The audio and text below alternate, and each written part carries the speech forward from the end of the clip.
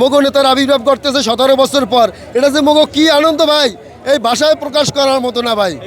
মোরা তো অনেক আনন্দিত ভাই, মগো নেতা অনেক দিন পর দেশে আইতেছে।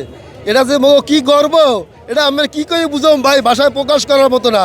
সেই সুদূর বরিশাল থেকে মোরা ছুটতে আইছি, কয় ভাই দেন না, হাজার হাজার লক্ষ লক্ষ ভাই মগো দেশের আইতেছে, আগমন ঘটাইতেছে, কত কথা বলতেছে, উচ্ছ্বাস উদ্দীপনা নিয়ে কত রকমের সবার মধ্যে আনন্দ বিরাজ করতেছে।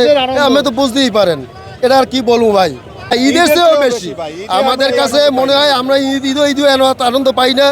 মগো নেতার আবির্ভাব করতেছে 17 বছর পর। এটা যে মগো কি আনন্দ ভাই, এই ভাষায় প্রকাশ করার মতো না ভাই। বিশাল থেকে যারা আসে নাই তাদেরকে বলবো যে তোমরা না এসে এখন পর্যন্ত মিস করছো ভাই, তাড়াতাড়ি তোমরা না ইয়ে অনেক ভুল করছো।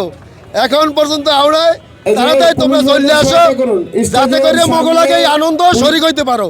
তোমরা দ্রুত এই অভ্যর্থনা মঞ্চের পাশে চলে আও, মঞ্চের কাছে চলে আসো, লঞ্চ ধরে তোমরা দ্রুত বেগে চলে আও, যাতে মোরা তোমাকে লাগে একসাথে আনন্দ করতে পারি, মগ নেতারে এক লাগে সংবর্ধনা দিতে পারি। মনু বুঝছো কি বললাম, তোমরা তাড়াতাড়ি দাও।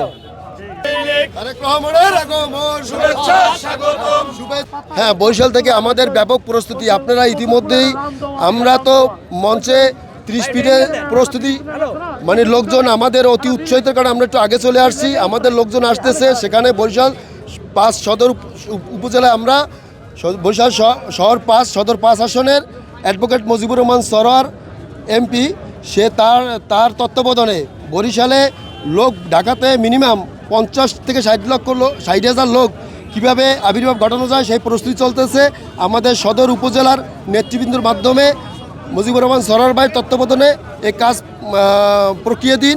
আজকের লঞ্চ, যে কয়টা লঞ্চ আছে 8-10টা লঞ্চ 10টার পাশে 15টা লঞ্চ টোটাল, আর হলো আপনার 150-200 আপনার বাস, তারপর অন্য যানবাহনে বিভিন্নভাবে তারা আসতেছে। ইতিমধ্যেই আমরা খবর পাইছি সবাই উজ্জীবিত আসার জন্য সবাই আসতেছে। মিনিমাম বরিশাল সদর থেকে, মুজিবুর সরোয়ার আসন থেকে মিনিমাম 60-70 হাজার লোক ঢাকার উদ্দেশ্যে তারা যাত্রা শুরু করছে ইতিমধ্যে।